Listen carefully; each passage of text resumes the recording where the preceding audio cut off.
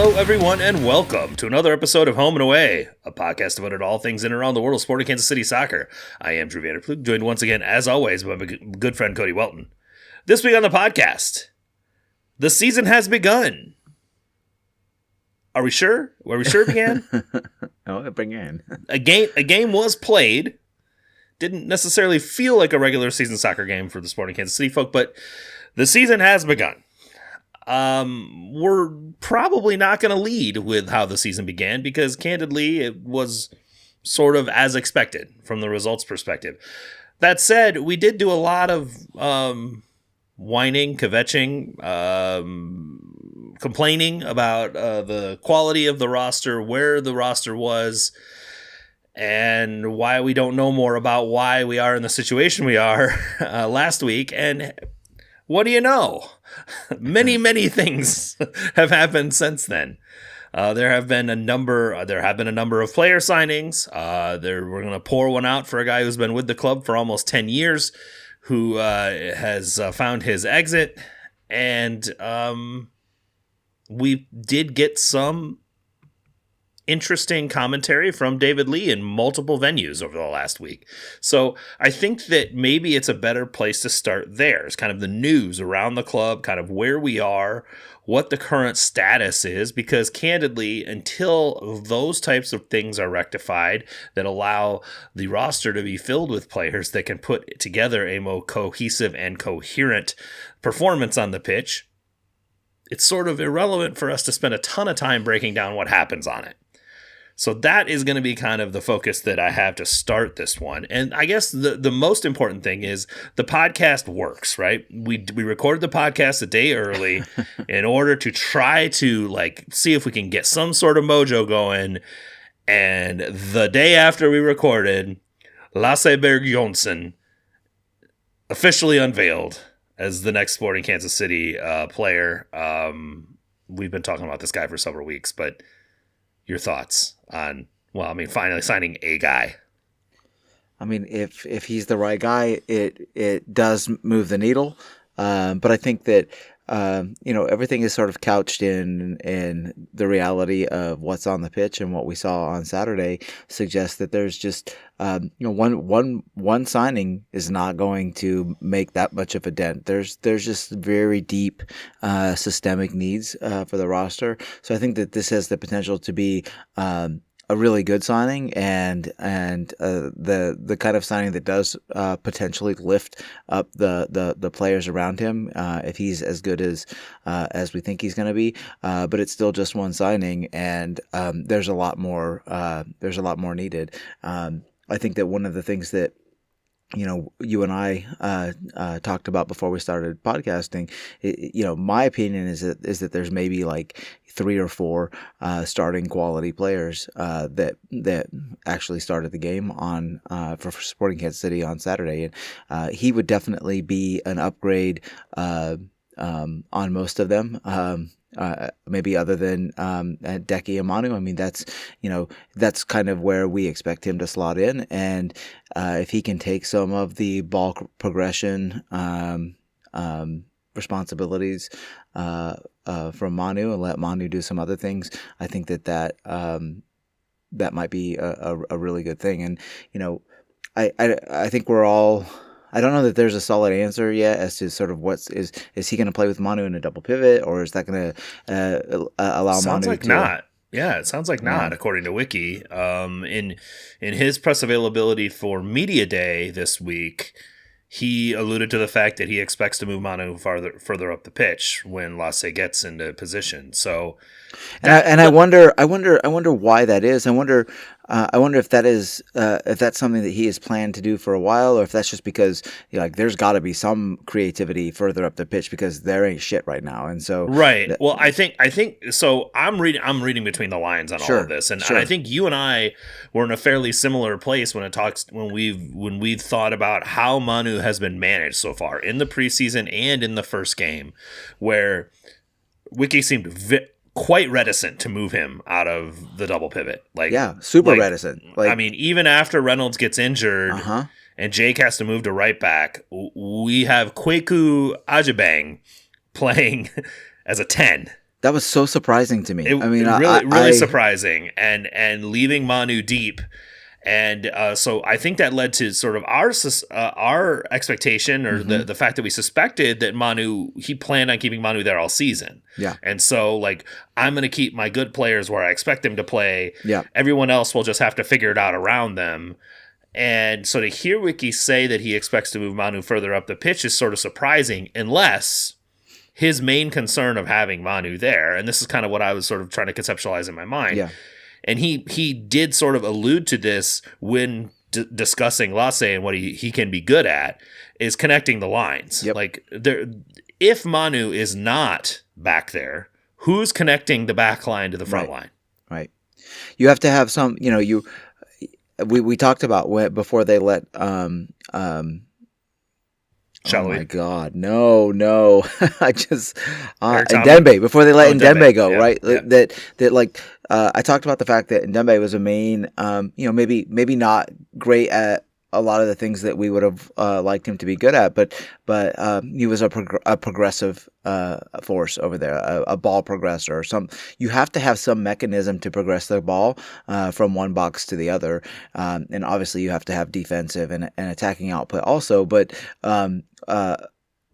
minus that sort of Ndembe Salloi relationship. On the left side, I think it's a question as to how Sporting Kansas City can get reliable ball progression, and Manu is really the only player on the field who can do that, either by progressive dribbling or progressive passing. And so I just think it's useful to keep in mind that is a requirement for teams, right? Like, if you're going to have a successful, balanced team, yeah, you have to be able to attack. Yeah, you have to be able to defend, but you absolutely have to have some way to progress the ball from one box to the other. And if Johnsen can do that and free Manu up to move a little bit more advanced, that bodes well for the attack for sure. I also had an interesting conversation with Joe Lowry about this, because I was trying to sort of also conceptualize from Wiki's perspective what that means. Does Manu slot into this sort of shadow striker-y role? I don't think that's his best place on the field. You want him further up the pitch to sort of do the things he does, but maybe from 30 yards away instead of 70 yards away. Right. I do wonder if this means maybe a switch back to a 4-3-3. Yeah, that's what it feels like. Yeah, that would make a lot more sense, because now, even if Justin Reynolds gets healthy quickly, Jake can play the other side at 8. Kweku can play the other side at 8. You have some options for rotating guys around a little bit more. Yeah. And Manu, we know, is sort of the platonic ideal of an 8-10. Right. That is kind of his bag, right? And we've been waiting to see it with a good 6 behind him for a while, and this may be that opportunity. Yeah, it'll be super interesting to see. First of all, how early Johnsen can get into town, and he's in town now. We need him to go back to Norway and get his fucking visa, and then come back. Right. That's what I meant. Like in the swing of things, and then when he does, like what it looks like, right? So it's either going to be sort of that 4-2-3-1, 4-1-1 type of setup that we've seen before, or it could be a 4-3-3. I think, like, the part that makes me think maybe it will not be a 4-3-3 is that Wiki seems to have, in previous iterations, gravitated towards a 2-striker setup. I think that he recognizes that you cannot strand Joveljic up top by himself, and so if that's what he wants to do is more of that kind of setup, or have like someone like Calhera play under Decky. I mean, I could see something along those lines. Then that sort of like tweaks the idea of running the double pivot. But at any rate, I think it expands. Just from what we've talked about, it expands the fluidity and adaptability, hopefully, of the of the midfield, and hopefully makes it a strength rather than a weakness. And in terms of the depth, because it is probably the deepest line on the team already. It's you would hope that it's just a significant increase in quality in that midfield, because things got pretty dire on Saturday in that regard. So I think that you really, that's the hope, is that you're just raising the floor fairly significantly in the center of the pitch, which is a very important place for you to be able to do that. And they got dire because there's a lack of depth, obviously, but there's just a serious lack of talent. I mean, right. But that's what I'm saying. It's like Jacob Bartlett was not good. He had good G+ at least. Yeah, I know, but I mean that was weird. Are you watching the games, or you just read the stats? I went back and I looked at the stats, and like the stats that I was looking at did not line up with my evaluation of his play on the field, because my evaluation, even on Saturday night, was like, dude, what the fuck are you doing, right? Like, well, this goes back to stuff that we've talked about related to some of these players for a long time. Robert Volador is always rated very high in G+ and some of the counting stats and some of the underlying counting stats. They don't show you the mistakes. Yeah. And the thing is like, every soccer player makes mistakes in games. It happens. But giant mistakes are a problem. Yeah. And it does a very poor job of showing you that Jacob Bartlett completely fucking missed tracking a guy. Yeah. Right? Yep. You can't quantify that with a counting stat of any kind. No one is going, man, this guy was way out of fucking position.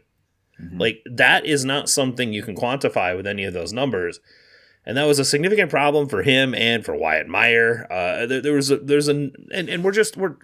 talk about the game here in a little bit, but yeah, you're right. Like, the idea is we have to get the level up of talent in these positions, so we aren't exposed as often as we are. And I think that is the issue.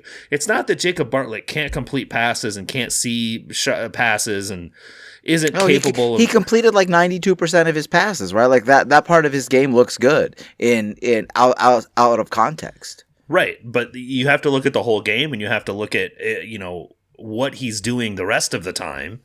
And a lot of it was bad. Yeah. And so you're looking at, now with Lasse, they're paying a fairly significant fee. This is a guy who's going to be making decent money. We're probably expecting a high TAM, a salary budget charge on this guy. So the expectation is this is a starting level player coming in immediately to add value. Yep. That is what I saw when I watched him. That is what you're hearing from David Lee and Rafa Wicki when they discuss him and talk about the type of player he is. It was very nice to hear Rafa say the same things that I saw, which is this is a smart soccer player who understands space. Like, that is kind of what I saw. I remember you mentioning to me, it's like he doesn't ever seem like he's under pressure. And I'm like, it's because he knows where the space is. Yeah. He finds a space.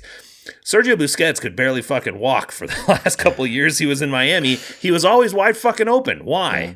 Right? Like, and Miami's struggling with it now without his ball progression capabilities. So, like, it's important to be a smart soccer player and be able to read elements well. And that is what I saw in this player. And I think, especially in a central midfield, defensive midfield position, it's a requirement to be able to succeed there. Do you know what really made me, I think probably even more negative on Bartlett's performance than maybe is fair is, I watched the Red Bull game before, right.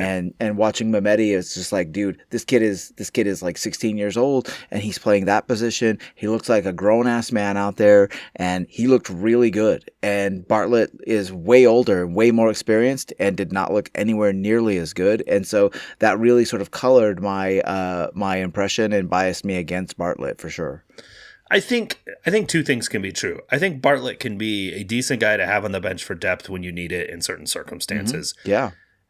And he's not the same profile as Mehmeti when it comes to like long term, right? Like not even close. They're not in the same ballpark. There are ranges to this, right? Absolutely. It doesn't mean that it's useless to have him on the team. Correct. It means that there are different levels of capability, and will probably always be at slightly different levels of capability.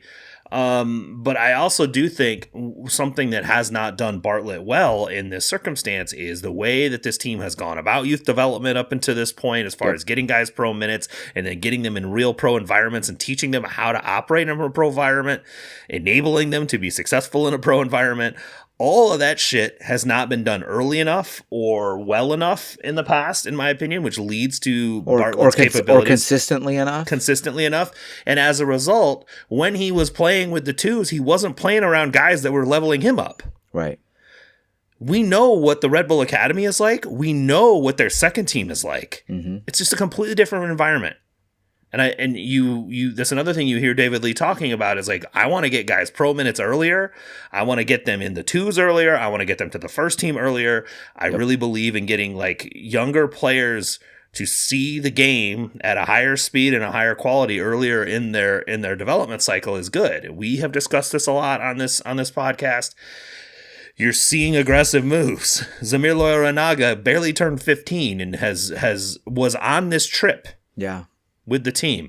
We're just seeing a different mindset in how this is managed. And unfortunately, it's not going to be fixed tomorrow, especially with youth development. You can't do that, right? Mm-hmm. But 24 months from now, we may see something different with some of these players. And Lee was sort of effusive with how, like, he almost seemed surprised the level of young talent we have in our academy. Because we don't talk about it. You don't hear about it in MLS much. You don't hear about great Sporting Kansas City players coming through this academy. And then I do think Declan taking over 3 years ago, you're also starting to see that bear fruit as well in some of the academy teams, at least. I was just led to believe that there were no good soccer players in the Sporting in Kansas City's area. You're being snarky as hell. You know? Yeah, I know what you're saying. You've gone over this enough times, I think, on the pod for people to know where you stand on this, that you believe that this Metro was not appropriately treated and that these players are not, first of all, identified very well, nor are they coached up in a way that would allow them to actually be successful at this level. Sporting Kansas City's had a dozen years to take the talent in the KC Metro area and develop it into, at least contributing players, and it's done a pretty piss poor job of that, frankly. Candidly, the former head coach and one of his assistants own two of the giantest academies for doing so. You would think that they would be able to do a better job, but I refuse to abandon my belief that there's plenty of talent in the Kansas City area and that it just has to be developed and leveraged in order to produce. Enablement is a key part of youth development. You have to be willing to enable them to succeed. And I don't believe the prior coach was good at that. Nope, he was not. Anyway, we kind of got off on a tangent here about youth development. As often happens when Cody gets on a roll. But realistically, we need higher quality talent at the position Jacob Bartlett plays because he's not it. Mm-hmm. Maybe he will become a better version of himself. At center back. At center back, yeah. I think he's better at that position anyway. I think that playing around Lasse will be good for him as well. Absolutely. That is, and that's another important thing important thing to mention is that especially with Salloi being traded, there's not a lot of high quality, high level veteran presence on the team right now, and that's not. When Lee talks a lot about, developing squad balance and it's his responsibility to field a balanced squad, that's one of the things, right? It's balance between veterans and newbies. It's balance between, backups and starters. It's balance in all aspects. And there's not much balance to be had anywhere on the roster at the moment. Yep. But it's also a balance of where you're acquiring players from. So let's move to player number 2 that was acquired last week, Taylor Calhera. Did he win the USL Championship Golden Boot last year? I was also led to believe there were not quality players in USL. So this is wow, mind-blowing. Yeah. So, I mean, first of all, in fairness to Peter Vermees and Mike Burns, they were supposedly in for Mamadou Dieng last winter before the whole Daniel Salloi thing happened. So they were interested in him, and he signed with Minnesota and is not near the complete article that Calhera is, in my opinion. Calhera came from college, was drafted by David Lee to New York City. He played for New York City FC2, and then has been at FC Tulsa this year. Did he win the USL Championship Golden Boot? I don't know if he did, but he scored a shitload of goals. I thought he did. I thought he led the league in scoring. That sounds right to me. I didn't want to misquote what his accolades were, but he has been a very effective goal scorer in his pro career, both with NYCFC2 and MLS Next Pro, and then last year with Tulsa in USL Championship. There's a thing that you cannot buy. Well, you can buy it if you spend enough money. It's goals. But you cannot buy or sort of train a person to just naturally know where the goal is, right? You just some guys just have it in them. They just know this is where the ball's going to be here and I'm going to go shoot it at the goal. Mm-hmm. This is one of those guys. I don't want to compare him to Wando, but he's that type of goal scorer. He has a nose for the goal. He knows when there's going to be an opportunity to score.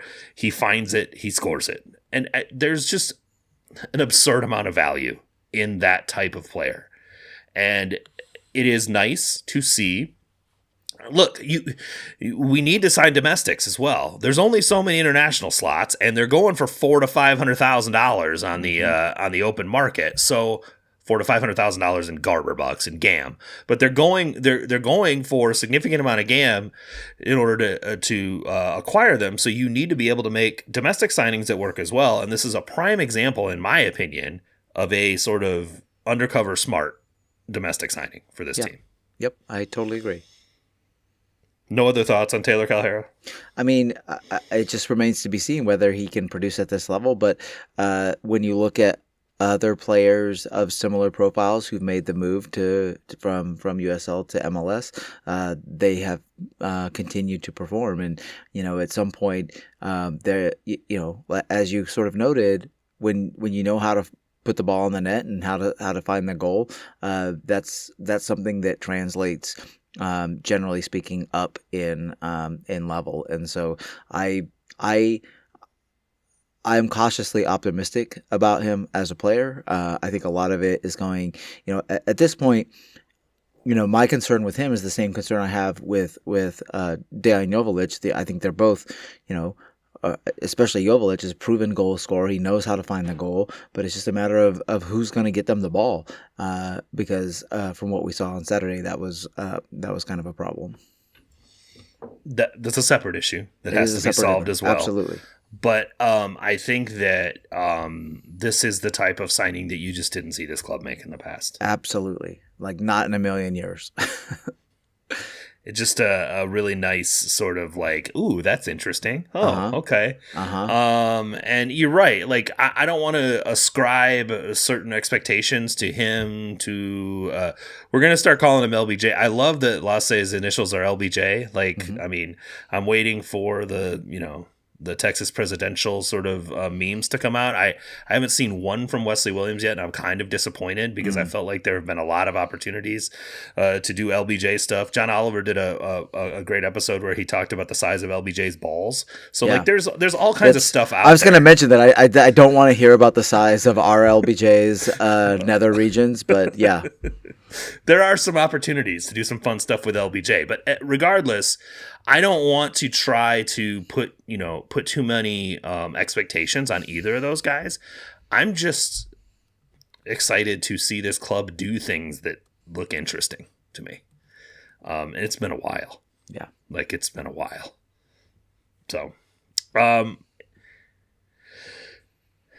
unfortunately, there was also an exit last week for when you discussed all of the limitations as far as starting quality players on the team. One of them left as well. And that did sort of was like a one in, one out situation, which was a little bit frustrating, I think, for a lot of the folks on the Discord trying to process what this team is right now. And that is Daniel Salloi, traded to Toronto FC for, it said 300,000 in general allocation money with add-ons up to 700,000.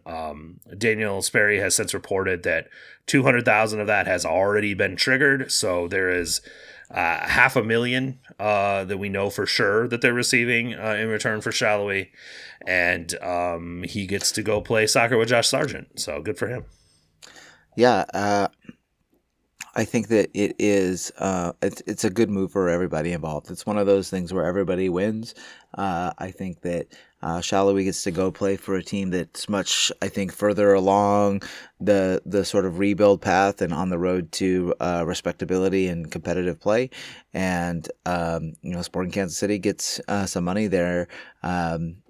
They have the ability to continue to remake the squad, both in terms of the play on the field and the profile of the players on the field, but also in terms of the culture. And Daniel Salloi has been in at this club for a very long time, and I could see how that would present a certain set of challenges, and it just might be easier and best for everybody to amicably split ways. And so I think that I found the move surprising. Like I mentioned last week, that of any of the players to leave, I thought Joveljic would have been the one to get a move. But after that initial surprise, I think it, like I said, it makes sense for everybody involved, and I think we can wish nothing but the best for Salloi. At least he didn't go to St. Louis, right? Yeah. Well, and I think it's our natural reaction, especially on the Discord, when these kind of things happen, is immediately kind of go through processing the soccer business part of it. Right. Right. What does this mean for the roster? What does this mean for our team? What are we getting in return? Is this the right choice to make? Et cetera, et cetera, et cetera. And that all of that is important, and that's what David Lee is doing. And he actually discussed a lot of that decision-making process in his press availability, where he's like, look, like, we were presented with this offer.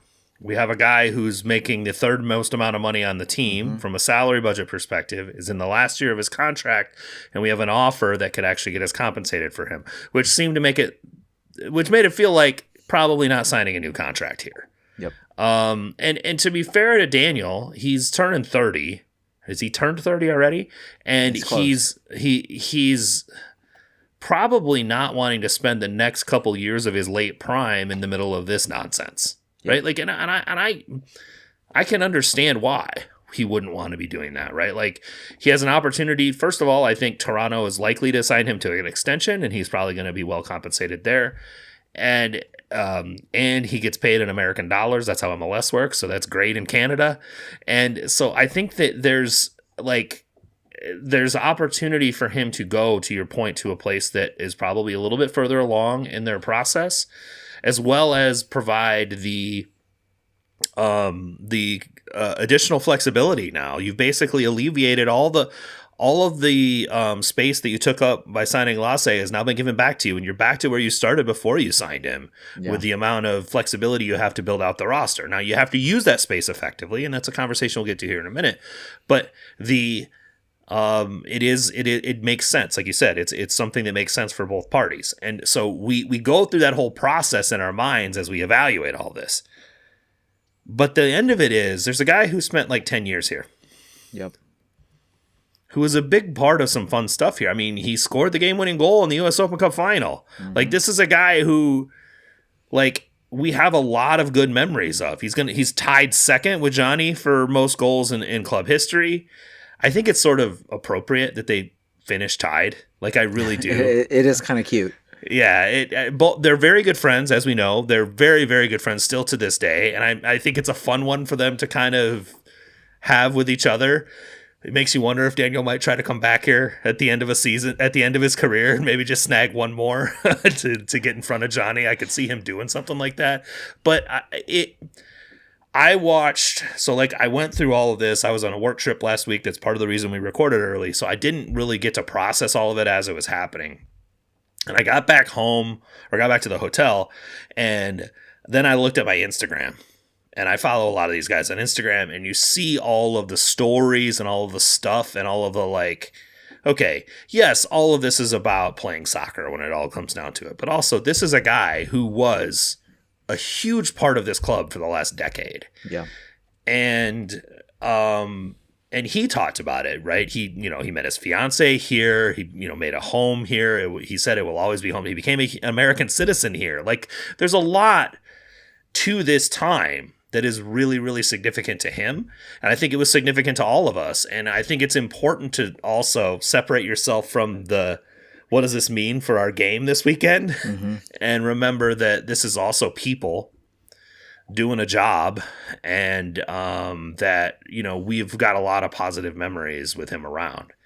And I do try to sort of ground myself in that at the end of this, because I actually, you talked about wishing him well in Toronto, and I absolutely did. He was a big part of goal build up right as he came on the field in Toronto. Unfortunately, they still didn't win that game, but I do wish him well, and it's great that he's in the Eastern Conference, so we don't really have to worry too much about it, and we can sort of root for him from afar. And so I am hopeful that things go positively for him there, and he can continue to have the kind of career that it has been a very successful career in MLS.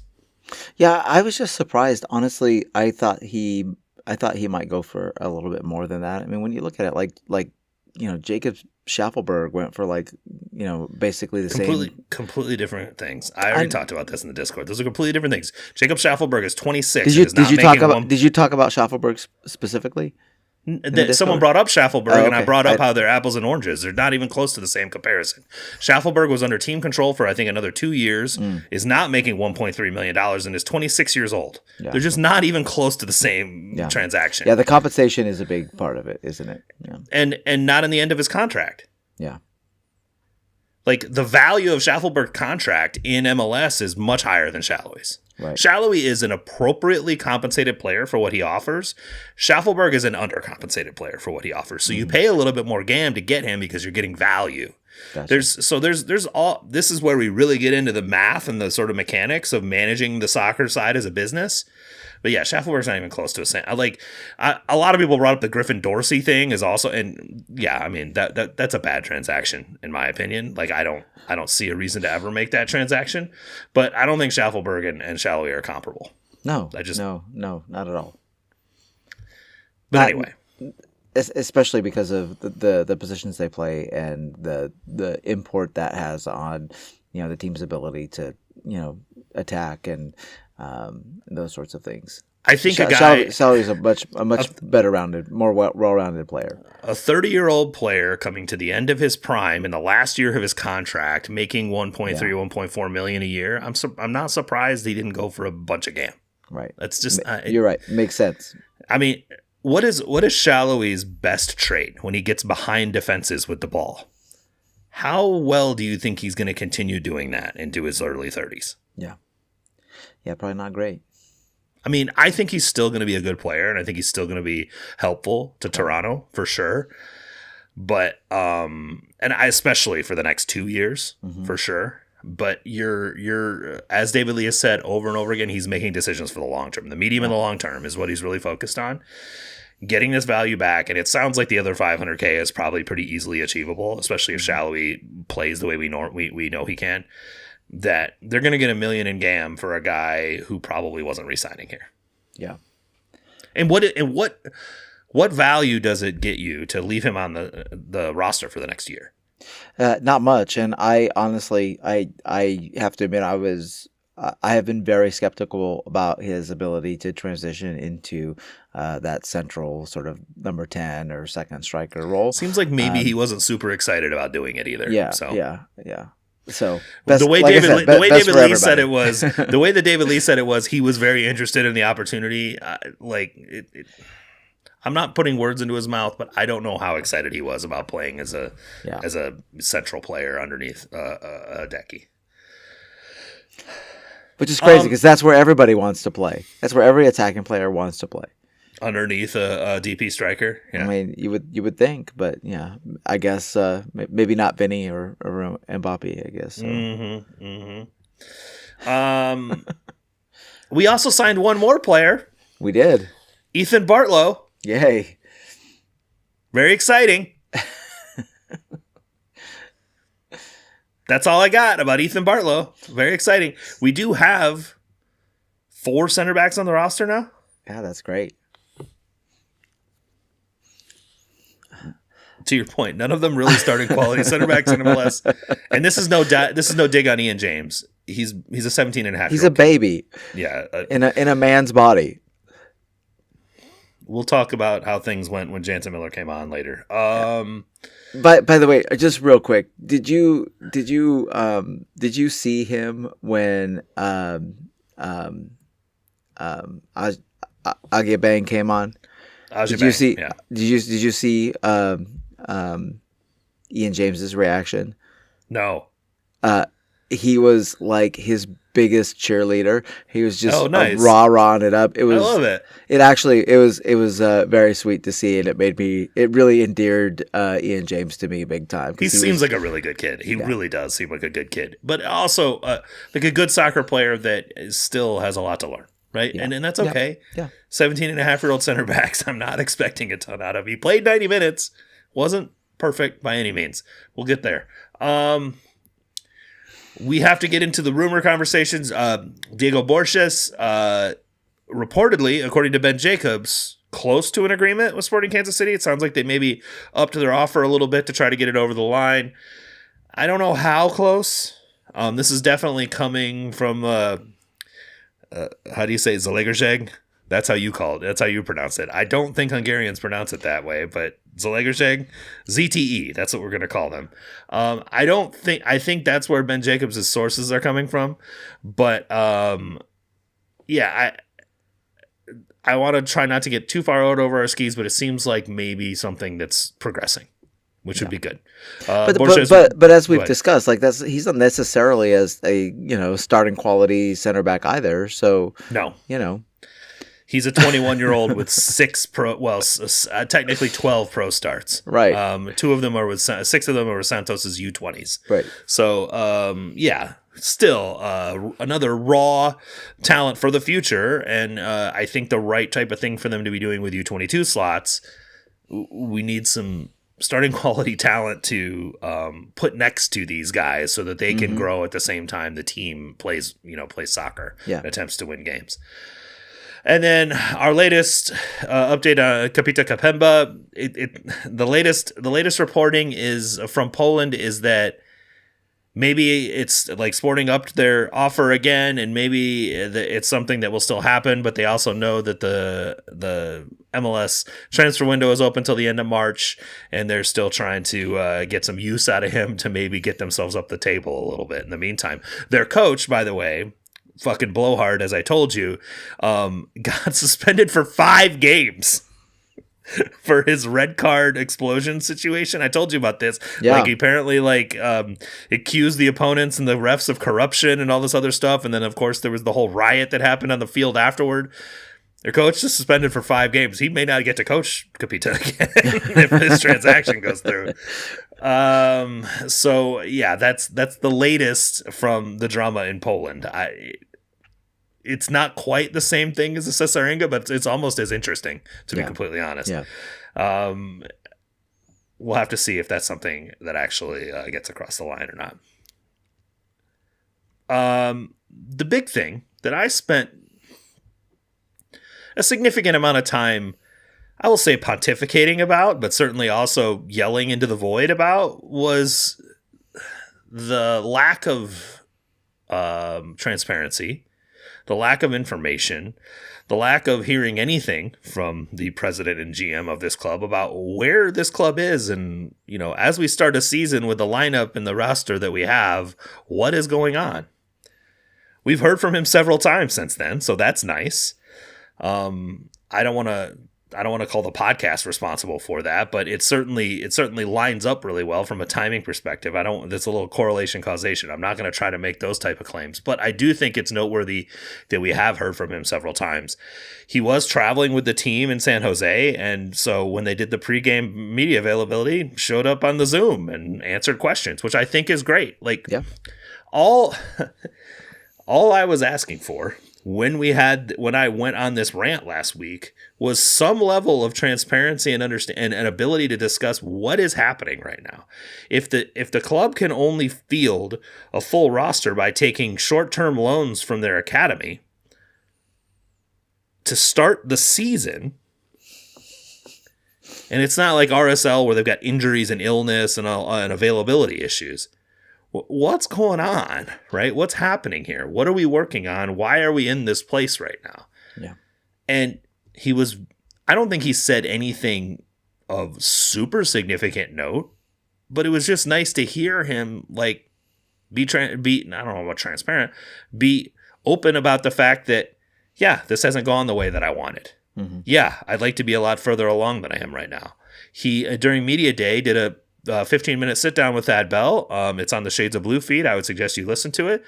Where he said, he's like, if I'm rating us out of a 10 as far as how well we've done as far as getting this team ready to go, it's about a 5 or a 6. Like, I'm not really excited. He didn't say I'm not really excited. He's like, it's about a 5 or a 6. There's some things I'm excited about that I feel proud of that we did. There's things that we didn't get done that I'm not as excited about. Just like, I'm not asking for much. I'm really not. Just some, like, make yourself available to the point where people can go, okay, he gets it. We're not just sitting here screaming into the void. There's someone here that understands what's going on, and also discussing his decision-making philosophy, which is, and he has reiterated this like in all 3 separate instances, both the pregame media availability, media day press conference, and sitting down with Thad. He's like, I'm always going to make decisions that I feel like are the best for the club. I am not going to make decisions because I feel like I'm forced to. Mm-hmm. Okay, I can. Reasonable people can disagree of like whether or not maybe you need to make a couple of these just to like fill out the roster a little bit. Okay, we can disagree. Reasonable people can disagree about this. He's taking this as a significant responsibility. I think he even said it's like, look, we do have all this roster flexibility now, which this team has not had in forever, but I am trying to treat that responsibly and use that flexibility and to make this team better. And he's like, I'm not going to make every decision right, but I am focused on making as many of them right as I possibly can. And it's more about making the right decision than making a decision. And I can respect that. And honestly would probably prefer like my personal decision-making philosophy would be similar to that. So that's why they're not going to run out and sign Chucky Lozano just to sign somebody. No, that makes no fucking sense. Where the team is right now, it makes no goddamn sense to do something like that. It also is why they're sticking with the 2DP 4U22 model. It gives him more GAM to be a little bit more aggressive this year and bringing in. So something I haven't discussed about how GAM is used, and I think is probably being used in the case of LBJ's transfer, is the GAM can be used to buy the transfer fee hit off of someone's cap charge. Right. So typically we think of a transfer fee as being amortized over the guaranteed length of the contract. So if Lasse has a $2 million transfer fee over the 2.5 years guaranteed in his contract, that's $800,000 goes to his $800,000 per year goes to his budget charge. Yep. Well, you can also just spend $2 million in GAM and take that completely away. Mm-hmm. And so now all that is on his budget charge is his salary. Or his guaranteed comp times 1.04 and all this other bullshit that I'm not going to get into. But there is, and it's not even guaranteed comp in the way that MLSPA rates it either. So just be careful. I don't want to get too far into these weeds. But regardless, there are ways to use GAM, especially this extra GAM you use with the 4DP model or the 4U22 model to subvert the transfer fee charge early, and now you have a bunch of guys on your roster that are hitting for 800 to 1.2 million in cap charge. And when you go into next year and you get your next allocation of GAM, you can use it again to further strengthen your roster in the middle, and you're no longer worried about buying down a $1.8 million cap charge because you've already cleared it. So there's a lot of value to these types of decisions, and I don't want to like put words in David Lee's mouth, but the words he said, he's like, we're thinking middle and long term. That's, I think, the calculus that he's making. Mm-hmm. And those are the types of decisions that candidly have not been made in the past. There have been a lot of in the moment, I need guys here now. I'm re-signing guys to contracts because I have to have a body that can do this job. And I found it very interesting that Lee actually sort of alluded to that when in his interview with that. He's like, there were circumstances in the past where contracts were given that put the club in a bad position in the long term. Mm-hmm. And he's like, this is the first time in a long time that we've had flexibility. And he's like, I don't want to lose that in order to just sign one guy. I'm paraphrasing, but certainly the whole part about the club not having flexibility in the past. So I think it's just nice. He doesn't have to show up all the time. And I think he even mentioned that. He's like, I've done a lot more media than I ever did in New York. And I'm like, well, okay. Situations are a little bit different. Yeah. And I mean, he even sort of said, like, look, in New York, I'm not New York City. He's trying to say it without saying it, but New York media doesn't care about New York City FC. Yeah, exactly. In Kansas City, there's, especially right now, what the fuck are they going to talk about? The draft? There's no NBA team here. There's no hockey team here. The Chiefs don't have shit going on until April. Yep. The Royals are in spring training.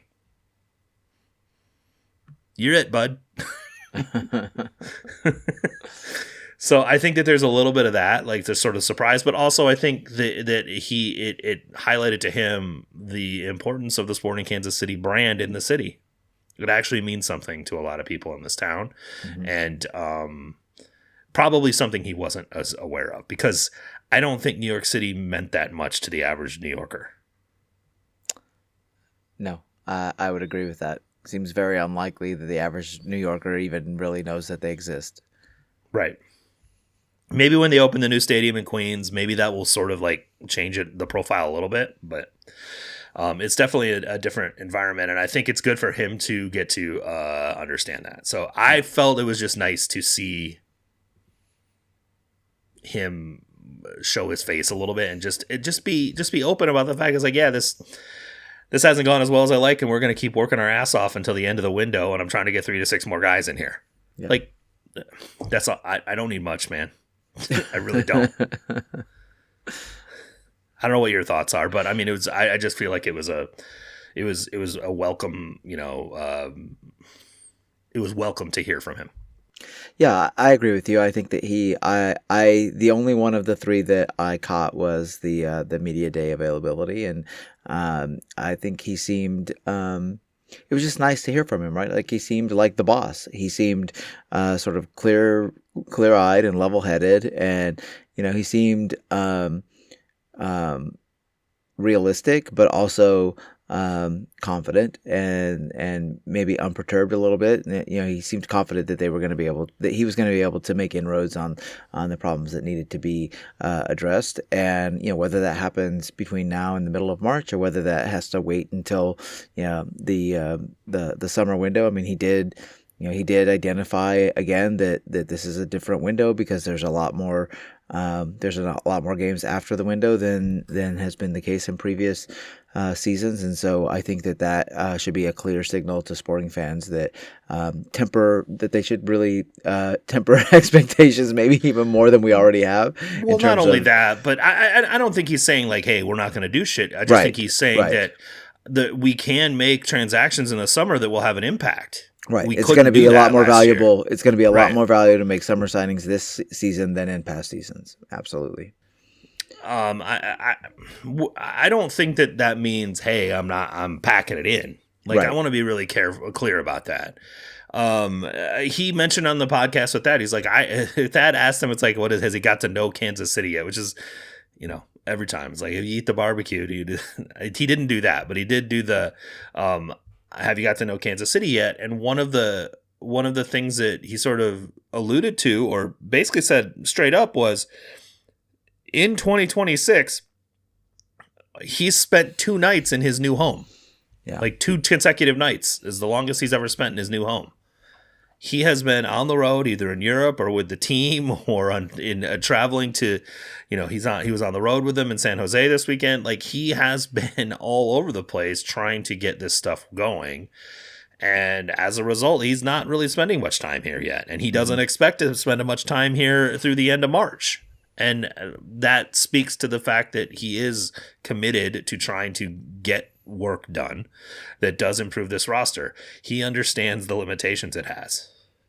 Yeah, he does. I didn't mean to imply that he wasn't going to sign, work hard on signing players for the next month. Just that it kind of takes a little bit of the urgency, the pressure, kind of takes the edge off the urgency a little bit. Like you can still make signings this summer and have them be impactful signings with regard to this particular season. Yeah, as opposed to tempering expectations, more like tempering the urgency, right, with the need for this club to have made a ton of them before the end of March, because they will be able to impact the season much more than usual by making signings in the summer. He seems very thoughtful. Like this is a guy who considers all the angles, and it's his job to do so, and he takes that responsibility seriously. And that's really kind of all you can ask for, right? I mean, I've been impressed by what I've heard from him. I did think it was pretty interesting that he went into detail on the Cesarenga stuff. Someone brought it up, and I forget who asked about it. And you could tell me, he's like, normally I wouldn't talk about a player that's with another team, but they made it their point to negotiate this in the press, so here we are. And he just went straight into it. I was like, okay, all right. Like, you could tell he was pretty frustrated with how all of that went and how it went down, and how this was all leaked to the press and negotiated in the press. And he's like, I don't want to be doing that. Yep. And Cesarenga stays in Peru, and I can't believe that's great for Cesarenga's pocketbook. No, I'm certain that for many reasons, his salary included, he would prefer to have made the move. This is the kind of thing that it makes clubs think twice about dealing with that club in the future, and so that's we always talk about that when MLS players make moves, is that you have to take into consideration the club's reputation with players and agents, as well as with purchasing teams, because that stuff matters. MLS clubs kept selling players to Boavista. It didn't stop until they basically got banned from doing so. Well, it didn't stop until they realized that they were not going to get paid. Like, it's ever. Not like ever. Yeah. Well, and you still got the same issue with the John Textor club in Brazil that can't pay their bills either. Still hasn't paid for Thiago Almada. So, anyway, you're right. Like, that is something you have to consider when you're making those business propositions. But from Universitario's perspective, that cash is going to check. Or that check is going to cash. Yeah. When you sell to MLS, and you lost the check, bro. Yep. You lost it. Maybe Boavista will swoop in and get Inga. That would be what they deserve. Yeah. What are they going to pay him in Bitcoin? Probably. No, it would be some sort of meme coin that's worth nothing. But, right. Yeah. And NFTs. Is there a Boavista coin? Is that what they're going to use to pay for this? I will say, like you noted, just him examining all the angles. Like, you can tell this is a thoughtful person. You said confident, and I also think I definitely confident, but also competent. Like, he knew his job. He knew what was needed of the team. He knew what was needed of what he's going to need to do over the next month to try to improve it. And he's got he's not making excuses, and he's got no qualms about the work that's in front of him. He just is going to go. He understands it and is going to try to manage it the best way possible. And it just feels different. It feels different around the building. Like this is just. I'll give a prime example. I think Chad Smith asked about the performance analyst guys that were hired. And he was like, look, those guys are there to help the first team. He's like, the majority of what club employees under my purview are here to make the first team play soccer good. That is their job. Like, yeah, there's me and a couple others that are focused on signing guys, but we need to have a full staff of people that enable this team to succeed on the field. Yeah. And those are guys that we needed that we didn't have. Ash Wallace was the last one doing it. He got promoted to a head coach, and then he was sort of doing it on the side as well, or a head coach, assistant coach, and he was sort of doing it on the side while also doing this. Now we actually have a head of performance analysis and a performance analyst. We have a full coaching staff. Ain't that a fucking weird thing to say? Like, look, you've got. It's weird. It's so weird that it's even worth mentioning. There are 5 actual assistant coaches, man. Right. It's crazy that you have to like, oh, by the way, this is kind of a big deal. Like, what? You actually have a full staff of coaches, right? You've got Rafa Wicki, but you also have Dom Kinnear and Edu Rubio and Roger Espinoza and Ash Wallace and Darren McLeod coaching the goalkeepers. You have a full staff of coaches. This team hasn't had that in a while. Yeah. Like I said this to Chad Reynolds and Daniel Sperry earlier this week. I was like, I really do believe that there is a component of this where, and David Lee mentioned this again in the conversation with Thad, that he was aware of the fact that, hey, look, there was a blank slate and there was a lot that had to be built up here. I'm not sure he knew the level of duct tape and baling wire there was holding this team together. Like, I really don't. He could have asked us. We would have let him know. He might not have taken the job. Jesus. But for real, like, this team was held together with duct tape and baling wire. Yeah. And it's going to take a minute to get the professional staff in that a normal club has to manage a team like this. And the thing is, yes, duct tape and baling wire, but more and more it feels like the team was held together really through Peter Vermes' just sheer willpower, right? That by the power of his charisma and his his aura, just sort of like held and propelled the team, held the team together and propelled it forward. It's really remarkable and bizarre in the context of not only just like world football, but also just like professional sports in general. It's just weird. Yeah, I mean, I think it's partly true, but I think if you look at where this club has been for the last like 4 years, as more and more people have left and not have been replaced. Yeah, that they were kind of coasting on past success a little bit, relying on And really, like, asking guys to do so much stuff. Yeah. Yep. Like, I got stories, man. I can't repeat most of them, but I got some stories about who was doing what inside the building, and it would blow your fucking mind, man. Like, it is just not, like, this was not a professionally run organization. I'm sorry. Yeah. It was not. And what I get the feeling that we're starting to see is a professionally run organization. I'm hearing great things. Like the players seem to love Dom Kinnear. Like they're really happy with him. You could hear him. Did you hear him yelling on the set pieces on the sideline of the San Jose game? Nice thing about San Jose is there's nobody there. So you get to hear the coaches. And Dom was like, I mean, don't get me wrong. We're going to talk about set pieces and a reason and why he was yelling on those set piece plays. But but also he's an active coach, but also the players are responding really well to him. There's discussion, like, just team travel. Everyone's in team gear.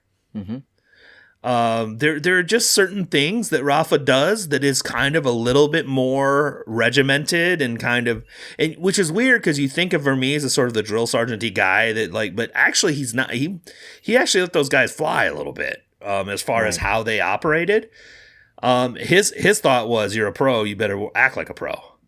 Whereas I think that there's, different ways of like creating a team environment and sort of connecting everybody together that Rafa is really interested in. And so there's just differences. And I think that different environment also leads to guys who have been here for a while feeling less comfortable and sort of upping, being a little bit more on their toes and trying to, improve themselves as well. And all of that, I think, is something that's going to raise the level. But or maybe looking for an exit.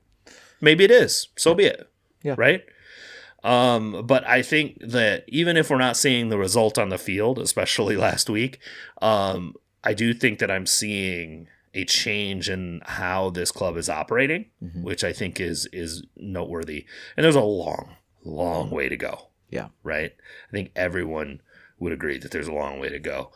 But I'm at least warmed by the fact that I'm starting to see the signs of it moving in that direction. And I really, up until last week, wasn't hearing enough about that. And that was what was concerning me. Yeah. And now we're starting to see, we're starting to hear more about that, especially publicly, that fans can sort of latch onto. And I think, it doesn't have to be a weekly press conference from David Lee. I do think that there is a thing there where this media group is used to seeing Peter Vermees every week at a game. He was also the CSO, so they had player questions they could ask him. It's a little different now. So that is something our own media covering this team is going to have to get used to. Ralph Wicky's not going to talk about player acquisitions. He's just not going to. He's the coach. That's not his job. He's made that not clear. My fucking job. So I got a little grumpy about the whole Ask David part of that because there was no opportunity to ask David. Right. Now we've had the opportunity. It seems like a cop-out without that opportunity. Yeah.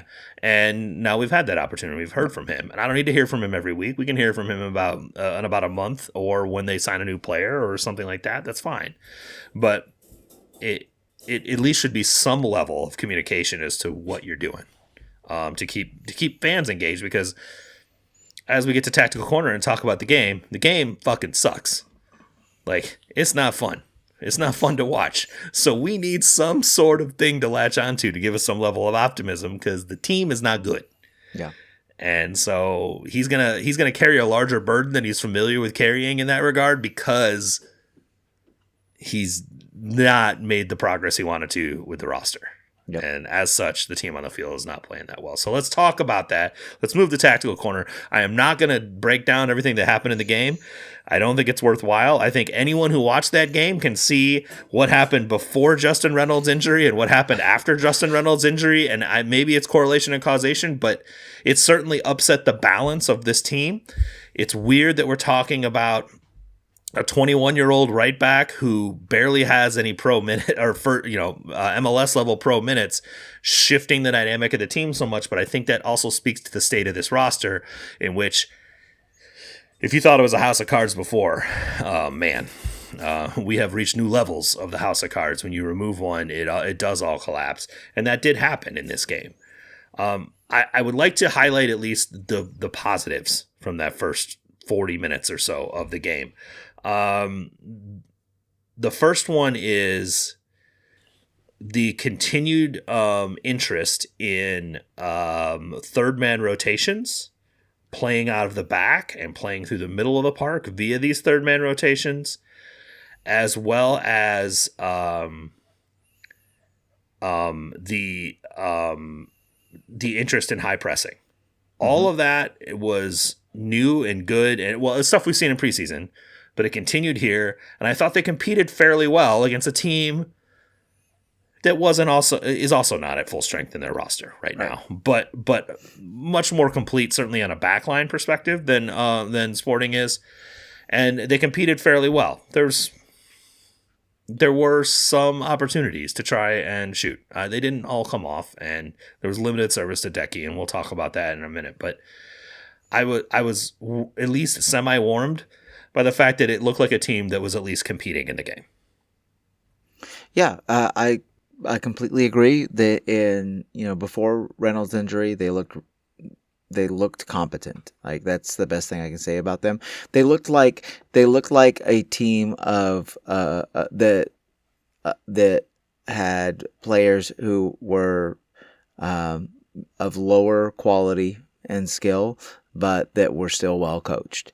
And I mean that like in a, in as positive light as that statement can possibly be made, right? Like they looked like they had the ideas that they had been working on and they had been coached on. They just didn't have. They just did not really have the requisite, experience or skill to pull those ideas off.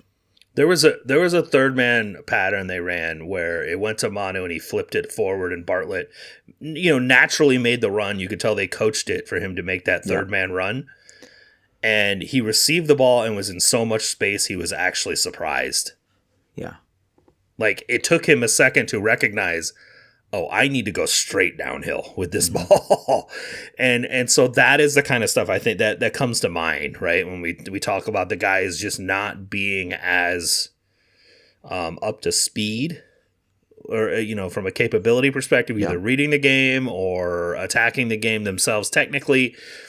Or in Bartlett's case, like his touch let him down on more than one occasion. It's just just a little too loose, and showing the ball on those, shows too much of the ball a lot. On those rotations, you got to be tight and you got to be quick, and a lot of that will improve with repetition, but it'll improve a lot quicker when better players are there. When Manu drops into the pocket for that middle pass to rotate forward, if you watch him do it, he'll, first of all, shade his body into the way so that he can make the hip turn to get the pass forward, but he'll also draw the defender to his back so he can eliminate him with the pass. That's just shit that good players do, right? And it's stuff you need to see these guys starting to learn how to do. But that is stuff that I don't expect 19-year-olds or 20-year-olds with limited pro minutes to be that good at. So you have to find other ways to kind of get them into the rhythm. But I liked the progression patterns. And I do like the fact there were moments, I will say, I wasn't really pleased with the build-out patterns versus high pressure. I know they've been doing it all preseason. They got in tight spots a number of times and did not make the best choices. Most of it was on the left side via Meyer and Reed, if I'm being honest. But,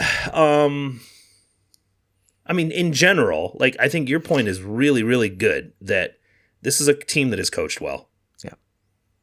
Well, and the thing, when you mention Meyer and Reed, these are players who have not played together very long at all, and that's when we mentioned earlier about sort of the lack of a veteran center back presence. That's where that kind of thing sort of shows its head, right? They don't have veterans anywhere along the back line. They don't have players that have played together at all along the back line, unless you count James and Miller as those players. And so it's really so much of what happens, especially between center backs, is rapport, and it's about relationships. It's about knowing where the other is going to be, that it's not surprising that they would have trouble with build out a little bit.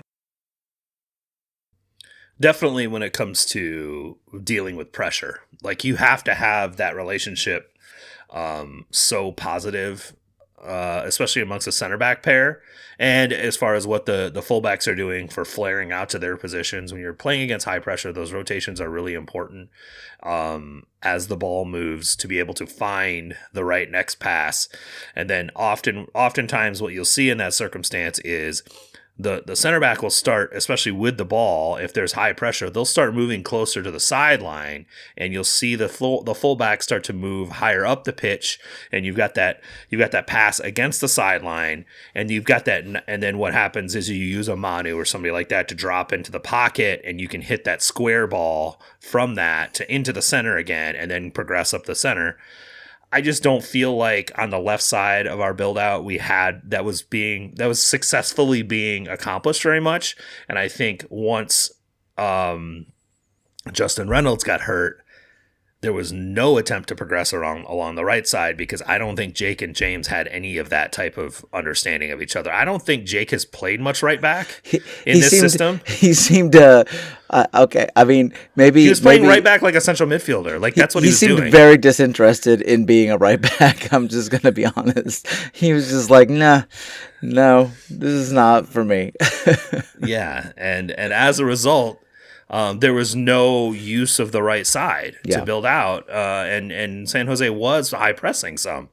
And so when you're stuck with only one half of the field, it really gets difficult pretty quickly. Yeah. I also thought some other things I noticed, which was intriguing. I think more towards Bruce's tactical plan, and maybe he saw something about how Sporting was playing in preseason. I doubt he was looking at that film, but maybe he saw something. I think it was more just a plan of his. It would make sense based on how Sporting played last year, where they were very narrow defensively and often collapsed quite a bit. Yep. They were really pulling them over to one side and hitting the switch a lot. Yep. And finding a lot of joy doing it. And I'm not talking about from this 80 yards away for goal. I'm talking about kind of top of the middle third to the entry of the final third. Yep. They would pull Sporting over and then hit the switch. And hit it towards the top of the 18-yard box and find guys in space there. So that was a problem. I think it was defended well for the most part, but it did also lead to a goal in one circumstance. So I think that there's some interesting stuff that they're probably going to have to work on there from a film perspective about maintaining their posture. I don't mind defending narrow in that space and using the sideline to compress the opponent, but you got to be able to track as well, right? And that's really your double pivot has to drop and provide cover to that space, at the top of the 18. And this is a Manu limitation, right? This is a Manu limitation. So, like, if we talk about, Manu was not dropping deep enough, and Bartlett was dropping too deep, and they were just leaving like this huge, like chasm, like right there, where any one or two San Jose players could just step into that space and receive the ball. Right. I mean, I think I was not trying to point at anyone specifically because I think the whole team had this problem. Tracking runners was a problem this whole game. Mm-hmm. Yeah. Meyer had this problem quite a few times. Bartlett had it many, many times. Yeah. Manu, this is what we were concerned about with him playing this deep and having defensive responsibilities. Would he actually drop back when needed?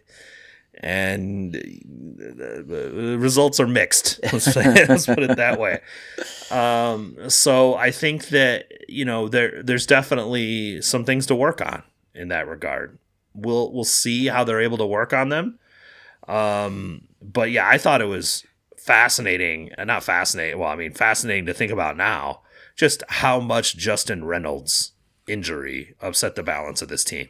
Yeah, like that is not a sentence I could have expected to be saying after the first game, but it did. It did, and I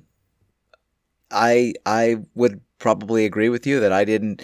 I don't know how highly I rated him, but it wasn't that highly. I thought he was just a depth piece, and I don't know if it's his particular skill set, or if it's just the fact that, that once that player gets injured, and especially since you don't have another backup right back on the bench to bring in, you have to kind of start moving around pieces that are on the field, and that disrupts everything that you've been working on all week. I think it seems clear that they didn't really practice with Jake Davis at right back this last week. And so when Jake Davis had to play right back, it was just kind of like, YOLO at that point, right? And everybody was just kind of scrambling, and the wing play makes it even worse. Right? The wingers were fucking god awful. And so, like, sign some U22 wingers. They cannot possibly be worse than the two dudes who were out there on Saturday. I mean, seriously. Neither one of them really brought anything notable that was positive at all to the game. We don't need to have the Shoppy Sulemano conversation again. No, we do. We're gonna have it every single game, because as long as he keeps playing, who was gonna play instead of him? Anybody. Like, who's playing right wing? Shayway. I don't care. Like, give me a break. I mean, holy crap, Drew. I like, that is a professional soccer player. It's Making mind-boggling. $900,000 a year to play soccer. It is truly mind-boggling. Like, I just cannot believe that there is not an academy kid that you could just throw out there that would do as good of a job. Can play right wing. I mean, give me a freaking break, man.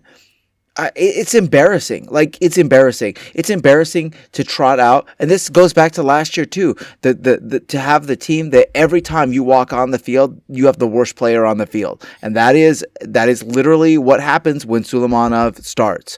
Like every time you walk out there, it doesn't matter who you're playing against, you've got the worst player on the team. It's ridiculous. And the fact that he's the Happy Meal toy makes it even worse. It's just insulting and gross. And this is not the first time that I'm going to bitch about it because it sucks so bad. It's definitely not the first time you're going to bitch about it. So what was interesting when they brought Jansen Miller on, they subbed off Shoppy for Jansen and moved, and I couldn't even bring myself to watching the game again after this sub. No. But what they did was they moved Jake Davis to right wing and put Ian James at right back. Yeah. Not crazy about that, but whatever. But it solidified. It solidified the team. It's at least defensively a little bit. They got some more balance. They got a shot on goal afterward. Right. Like, it was at least not the fucking shit sandwich right. that we had been dealt up until that point. I'm just gonna say, like, I would take Kyrie Shelton like over Shoppy every day of the week, twice on Sundays for years, because like everybody who just bitch constantly about Kyrie, and you know, I had my moments, but I mean, he is just 10 times better than Suleimanov and 10 times more useful than Suleimanov. And every time I watch Shoppy defensively, I'm just like, what are you doing, dude? Why are you like this? Like, why? He's playing so withdrawn. He's like basically a midfielder, but he can't, like, it's pointless to do that because he can't defend. So it's like he might as well play like Mo Salah way up top and like try and find some space or some shit. He is just an absolutely pointless player at this point. And I just don't. It's aggravating to even think about all of the dominoes that had to fall in order for him to be on the team, and it just rubs salt in the wound, man, and it sucks. So I will try to hold my tongue about him in the future, but I mean, no arguments here. I know, but it's like beating a dead horse, right? Like, everybody knows that. Anybody with eyes can see what the fuck is going on. I mean, come on. I mean, you've beat that horse so much, there's not any horse left, dude. Right. And yet the dude still started and played most of the game. Ugh. I'm sorry, guys. I have to find some level of joy in this, even if it's us Stadler and Waldorfing this. I can't really, like, I mean, goddamn, this game was terrible. So here's the thing. It's not like Harris was any better, and Harris was something like we had kind of talked ourselves into, like we have someone to play him behind, and you know, he didn't look terrible in preseason, blah blah blah blah blah.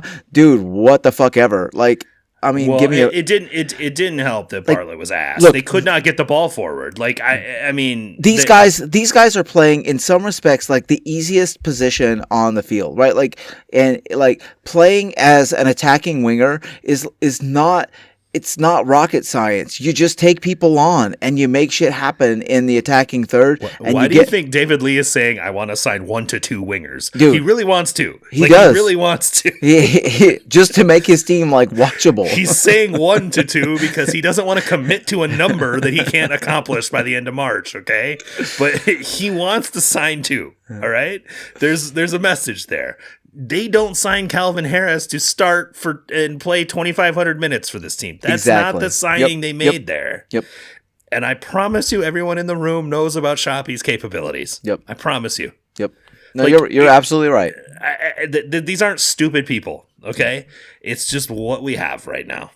And so, yeah, you're gonna be doing the Shoppy thing once a week for a while. Unless Stephen Afrifa is available, I guess. I don't know. Like, that's the option, right? Yeah. I'll take Afrifa anytime. I guess they can sign Kashawn Hines and get him to play right wing. I don't know. I really Capita, don't know. let's go Capita. Let's get it across Capita's really a left winger, but he can play on the right. So yeah, it's fine. Like we need both, so it doesn't really matter. Right. Yeah, for sure. We did. What I'm concerned about is Radomiak is so concerned about their table position in Poland, and they know Kapita's their best player, so they're trying to get as much use out of him. Well, and the concern, don't see him coming in a while. And the concern about is Reynolds and how long his injury. He looked pretty distraught, and that's the kind of thing that. Just judging by his reactions to being injured, hamstring, it's right. never good. Like when you're hamstring, when you do that with a hamstring, it's 4 weeks minimum. Right. Like so we could that's as soon as I saw him sitting there, I'm like, that's 4 weeks. We could be stuck with this for a while. Best case scenario, 4 weeks. Yeah. You would hope that if Jake Davis is practicing in that position all week, that maybe they've got a little bit better, like he's going to be a little bit more competent doing what they're trying to accomplish. But you would also hope they don't have any other right backs. Like you would hope that he would have been practicing this prior to now. And you're right. He did not seem to give a shit about playing that He really didn't. That second goal, he was just like, yeah, whatever. I'm going to kind of look like I'm tracking the runner, but I'm really not going to track the runner. Well, this is what happens when and it happens. It's psychological. Like when a guy's been through this much shit playing soccer, it's at a certain point you start to lose interest. Like I've discussed this before, but at a certain level you got to remember what Jake's 23, 24 years old. Like how you're still talking about a very young man and trying to keep him psychologically engaged in a game that they are going to get fucking blown out in. Like they're just. Yeah, you think Jake wasn't aware even before Justin Reynolds got injured that they had not gotten any service to the front line whatsoever? And you know that when Justin Reynolds went down, Jake was like, "Man, what the fuck?" I finally got to play as a 10, and then he's like, "Fuck my life." Shit. I'm gonna start kicking the dirt and stuff. You know what I mean? I mean, that's what we're dealing with here. We really are. This is borderline Sandlot. Like that's what we've got going on right now. We have to find a way to laugh about it. We have to find a way to enjoy it because let's be honest, the soccer is not likely to be good for quite some time. It's just going to be a weekly roast. That's good. We could add that to the timeline, the weekly roast. It's good. We don't have to add it. It's going to be that. The beatings will continue until morale improves, man. We're just going to go at him. I hope to hell no players ever listen to us because we are we're like let's be honest. We covered the only good things we could cover about this game. Did we not? We did. We did. It's gonna be bad next week too because you know that they're gonna wear the light blues. We're not even gonna get to talk about how great the why not? Because Columbus will want to wear their yellow, so we could wear the dark blue. I hope so. Let's okay. I see where you're coming from. I agree. Let's go. The only thing is they wear black shorts. I don't know if that's a problem. Anyway, MLS has weird fucking rules about the contrast, but it's stupid. Anyway, we're not to that game yet. The other notable thing, and I did go back and look at this. So I remember watching it in person and just thinking, man, that's a lot of set pieces in a row. Yeah. So both the first and the third goal were on the third consecutive set piece. The third goal, the third set piece was not technically a corner because it was a foul over by the corner marker, but it was, for all intents and purposes, same a corner. Thing. Yep. Yeah. So there 3 consecutive corners before the first goal, and then 3 consecutive corners, and then on the third recycled ball off that third corner. Like, it's just, you got to clear your fucking lines, man. Yep. You got to clear your lines. If you give the opponent that many opportunities with their whole 11 in front of your box, what do you expect's going to happen? Yep, they're going to score, especially like this is a team that is bad on set pieces, right? We've seen that. They're bad defending on set pieces. They're bad defending in their own block. That doesn't change in overnight or in a single off season, especially if you don't sign, good players. And so they cannot. Why do you afford. think Dom Kinnear's yelling and screaming at guys in between set pieces, They telling them where to be? Absolutely cannot afford to keep the ball down in that area. Clearing lines has to be like the absolute like focus of every single person because especially because San Jose kept running the same set piece. It was a whipped ball to the short post every fucking time over. It was a near post whip ball, hard whipped ball to the near post over and over. And they kept heading it to the back line. I'm like, no, stand in front of it, clear it up the fucking field. Yeah. Like, you guys got to recognize that. Or let your beast goalkeeper, your man-child of a goalkeeper, collect the thing and punt the shit out of it. But that didn't happen either. Yeah, it's like they were so focused on looking at each one of those set pieces in a vacuum, they weren't looking at the fact that San Jose kept running the same play over and over again. And when you give Nico Shakiris that many hits at it, he's eventually going to place one perfectly, and you're fucked. Yeah, how about that kid? He played pretty good. He did. But I think it was noteworthy to talk about the set pieces because I think on Backheel today they highlighted how many box entries he had, but they also highlighted how many of those were corner kicks. Yeah, a lot. So that's I think part of it. I thought he played well. I thought he played very well. And I was unsure if San Jose was going or Bruce Arena was going to give him the responsibility to play in that position as a 20-year-old, and they give him a fresh U22 deal contract in the offseason and give him the 10, and he looked good. And this is what you should be doing with 20-year-olds from your academy. Amen. I mean, Daniel Sperry and I traded many texts saying, hey, Sporting, you want to do a cash for Nico Shakiris? That might be nice. They don't seem to be using him, but it seemed like they did have plans for him, and good because he's a good player, and I think he will continue to improve the more he gets to play. And when he gets to play with Timo Werner as well, I thought that part was interesting to me about how San Jose was set up. They were not in that 3-4-1-2 that we've kind of become used to them using. They were in kind of a natural 4-2-3-1 with real wingers. But I think if it becomes really interesting with Werner on that left wing with Judd and Buddha, I think that's going to be a fun team. I really do. I think that with Shakiris in the middle, I think it could be fun. They are absolutely going to be fun. Bruce is good, man. Bruce is good. Bruce knows what the fuck he's doing. Well, yeah, he's like, these guys do this well. Let me put them in that position. That's exactly what he does. It seems really weird, you know? But I think Rafa Wicki is trying to do that. He just doesn't have enough players that are good at something. Anything. Put them in those. You just got to be good at one thing. I'll find you a place to do it. Anyway. So yeah, we'll talk about the Columbus game in a second. Let's move on to potpourri, just like your favorite Jeopardy category. We got some stories around the MLS soccer sphere. The first one was Sporting Kansas City was not the only team to lose 3-0 this weekend. In fact, Montreal lost 5-0, so they're not even last in the league right now. Good news. It'd be so funny. It'll be so funny if Winspoon comes down to goal differential. It'll be that would be perfect. Yeah, I mean it was about to this year, this past year, and DC just helped us out in that regard. LAFC trashes Inter Miami 3-0, and this game wasn't that close. No, it was not. LAFC dominated this game. They did. Miami could not progress the ball through them at all. Mm-hmm. And they just shredded them on the counterattack. And I think it's interesting to hear Mark Dos Santos talk about this after the game because I don't think he's trying to Chirundolo this team. Like, he is actually trying to play soccer with them, which I appreciate. We got to see David Martinez doing his thing. This is another guy I was like, man, hey, Sporting, you want to cash for David Martinez? That would be great because Joe Lowry and I have been holding our David Martinez stock for a while. He's really fucking good, dude. He is. And he looked great in this game. He did. Hairstyle, not so great.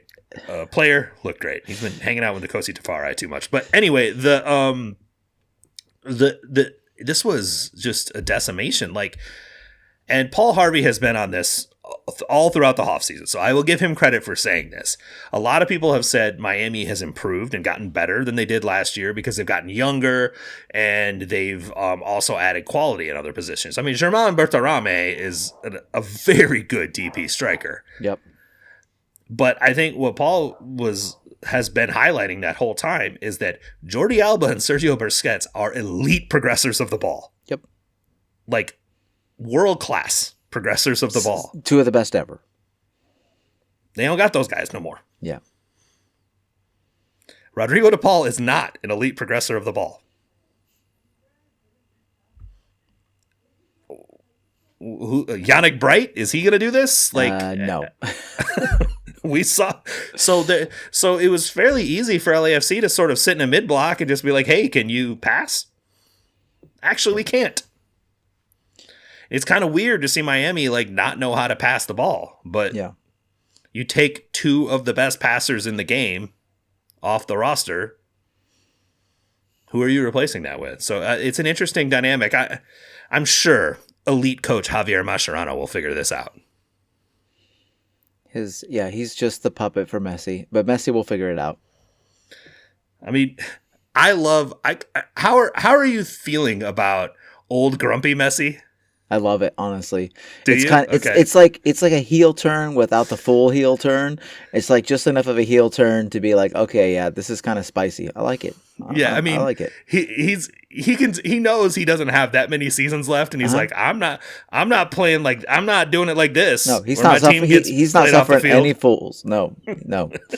That's so why I'm gonna follow those referees and get mad at them instead. I am not at all worried about Miami. I think they're going to be just fine. They will be just fine. They have a number of elite players. Yeah. They're going to be fine.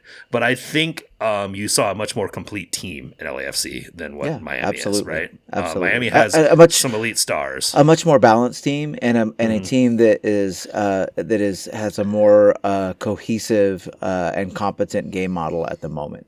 I think the underrated signing of the offseason is Eustachio. Huge. He was great in this game. He's great, and he added that because they had Igor Jesus sort of doing that last year. Eustachio is just a complete level above that, and you add that to this team. It was with Mark Delgado. This team is. I'm going to enjoy watching them play. This is a team that's going to be fun to watch play soccer for sure. They're good, and they can beat you in a lot of different ways. And just when you think that you've bottled them up, they've got two elite players who can score in transition just by themselves, and that's just a cheat code, man. And they just re-signed Bouanga this afternoon to did they? I didn't contract even see extension. That. That's great. I mean, all the conversation about him going to South America is dead now. He is re-signed in LA, so. Yeah, they're going to be good for a while. Yeah. They're going to be good for a while, for sure. Everyone's favorite Patrick Mahomes fan, Antoine Griezmann, now apparently going to Orlando? That's just going to be a sad day for the Discord, man.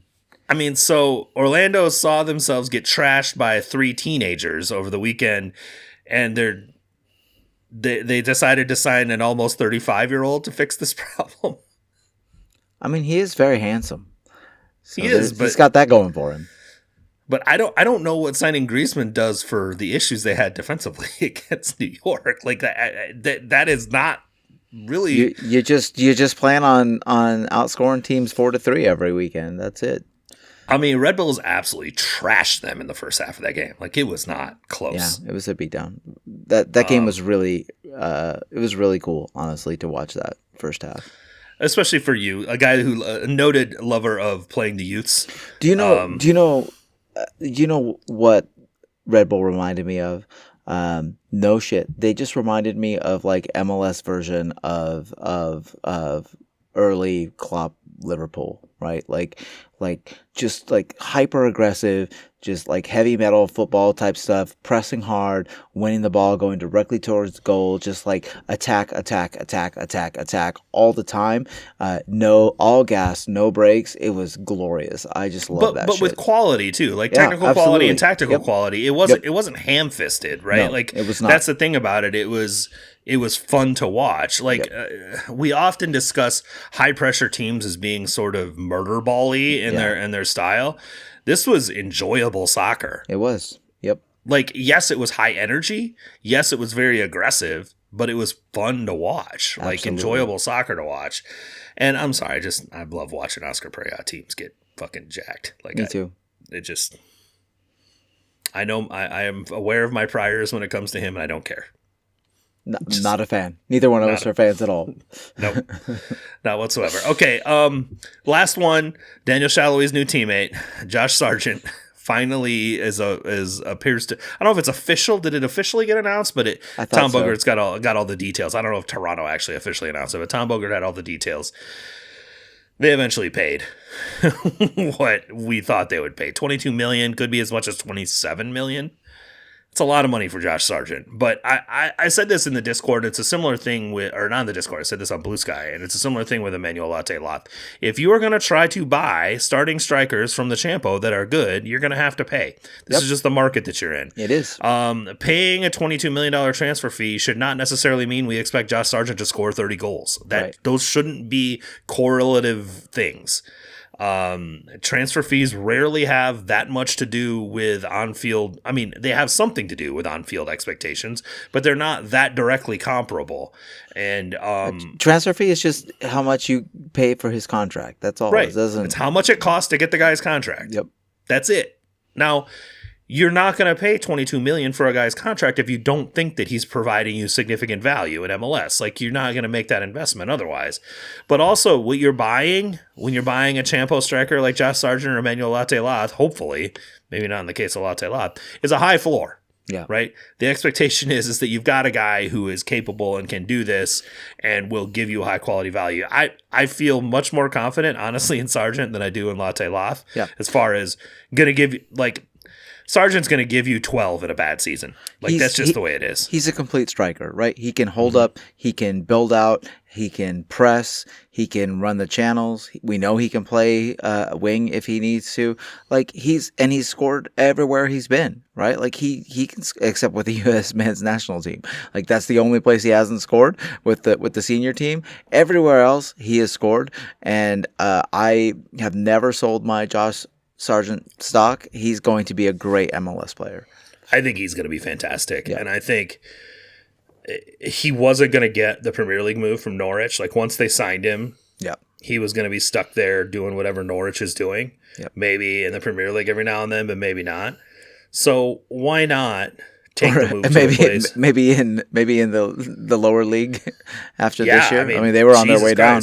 They could be in League One. I think they're going to be okay. But yeah, they were definitely flirting with a relegation to League One. And why not? Why not? I mean, he's 24 now. Like, the likelihood of him getting some big move somewhere is pretty much gone.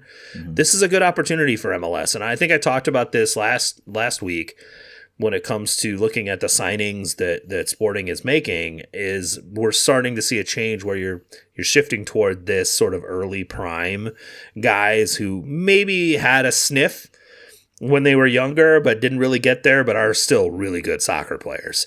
Like, those are the kinds of players we're going to start seeing making their way to MLS, I think, more and more. And I think it's really going to improve the level of the league, especially as more people become familiar with the league and you see more and more of these types of players playing in it and succeeding and also getting nice wages. Like, let's be honest, Lasse Berg Johnsen is not making in Malmo what he's going to make in Kansas City. Yep. Josh Sargent, probably going to get a pretty nice paycheck playing in Toronto. There are, I mean, Kapita Kapemba, I promise you, is ready for that transfer to happen because he's probably getting a piece of the fee and he's probably getting a big raise when he comes here. So, like, I think that there are opportunities for those types of players that are positive for them. And we're going to start seeing more and more of that. And I just like that our current CSO, our new CSO, is looking to shop in those markets instead of the ones that we had historically seen. Totally agree. All right. One thing to look for. Columbus Crew. Come this way for the home opener this weekend. I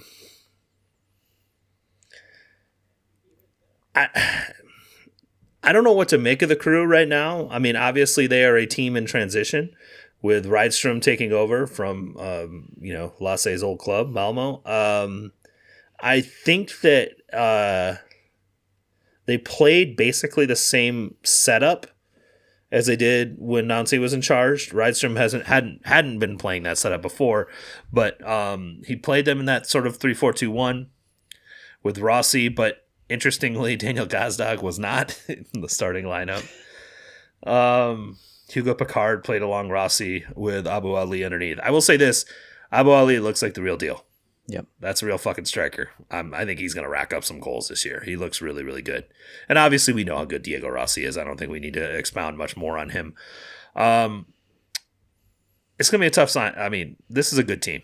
I don't think they're as good as they have been in previous years, but they're certainly in a much better place than Sporting is from a roster perspective. So I mean, when you can afford to leave Daniel Gazdag on the bench, like Sporting does not have that in any way, shape, or form. Well, Sporting's, this season is almost certainly just going to be the team everybody wants to play to get to right the ship, right, to get things back on track. The slump buster team, and that's just the way it is. And I think that Columbus is going to approach playing Sporting like that, and they're going to be looking to cause problems with the back line. And given what we saw from the back line over the last weekend, they'll probably have a lot of success. And so I think that progression is the thing for me to look for. And, it'll be really interesting to see, what the right back situation is. And so that's something I'm going to be keyed in on. And, who plays there and what domino effects that has. But I don't know. It's like it's really hard to come away for like positives to look for, right? I mean, I suspect that the game will not be very competitive. I hope that it is, but I suspect that it won't. And so it's just about seeing progression from one week to the next, and seeing young players like Ian James get better from game to game. I mean, that's kind of where we are right now. And I would really just love it if Joveljic could get on the board and open up his scoring account for the season first. That's and so maybe I don't know what Basong's trajectory is, but maybe Basong's able to play in the midfield, and that helps push Manu back up top, and we get some better service. I don't know. I mean, that's where it has to come from, right? From everything we've seen so far, that's where it's going to have to come from. There's the chance that we could, get Harris in behind and work it like that, but I mean, that's hopefully something that we see, but that's really. I would say that. So you kind of hit Harris pretty hard, and I'm not saying that he didn't deserve to be hit. I don't think Jaden Reed was doing him any favors. So no. I think Jaden Reed was below average to poor in that game, and I think that Basong. It's wild that I'm saying this, but like this is what we're talking about. The margins are so fine with this team that every little bit can make a huge difference in how they perform. And I think if you have Basong and Reynolds and a Frifa on last Saturday, that's probably not a 3-0 wipeout. I think it's a much different game. And I think there is opportunity, right? To your point, if Basong is able to play I don't think Basong will play in the midfield. Maybe he would. I don't know what they would do. I don't know what Wiki's going to do. This team is so light on players that it's really hard to predict. What I did notice in watching Columbus and sort of trying to come up with some sort of thing to look for that Sporting could try to exploit, that Portland was very effective in taking advantage of loose touches in the midfield and immediately going downhill on them, and scored a number of goals and beat them in this game, right? So like scored a number of goals by pressing the middle of the pitch and turning them over and going straight downhill. That is the type of thing that we saw in preseason. This team being aggressive in their midfield pressure, turning the ball over and trying to go back to goal as quickly as possible, because you're no longer as concerned about how good the pass is because you're playing it in transition. It's no longer trying to unlock a settled defense. You've got your center backs running the opposite direction. The other thing that I found is that Columbus's back three tend to collapse quite a bit in transition. So if they had a runner in the box, you would see all three of them get very narrow. And I think that offers opportunities for wide players to sort of slip in. And so if Joveljic can drive forward and push those guys back, and then you can see wide players like Anthony scored a goal where the whole team sort of collapsed towards Kevin Kelsey, and Anthony could just pick out a corner and shoot it. So I think that I'm sure Rydstrom is going to be looking at that in film as well and going, hey, don't do that. But there were some opportunities there. It wasn't the Columbus crew that I'm familiar with when I watched them as far as their execution was concerned. And they definitely don't have the midfield that we're used to seeing from them. So, I mean, I think Taha Brun is going to be a good player over time, but it's not Nagbe and Zawadzki, right? And Zawadzki was playing center back in this one and stayed at center back the whole game.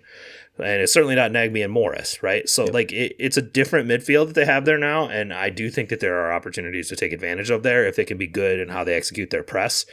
But it's going to take good pressing players, and I don't think Bartlett is that. So maybe we see Kweku play alongside Manu, and they can be a little bit more active in the midfield in that way. I don't know. We'll have to see how it plays out. So what I took away from what you just said is that we should expect a shoppy banger from the right half space. So Drew called it. Let's go. Just rip one with his left foot. I mean, it's the one thing he has. Right. We've talked so much shit on him, or I have this podcast this week that we can expect that to lock it in. It's going to happen. Shabi Suleimanov hat trick incoming. Now let's not get carried away. I'd be eating your hat. And on that note, I'm Drew. He's Cody. We will talk to y'all next week. Go Sporting.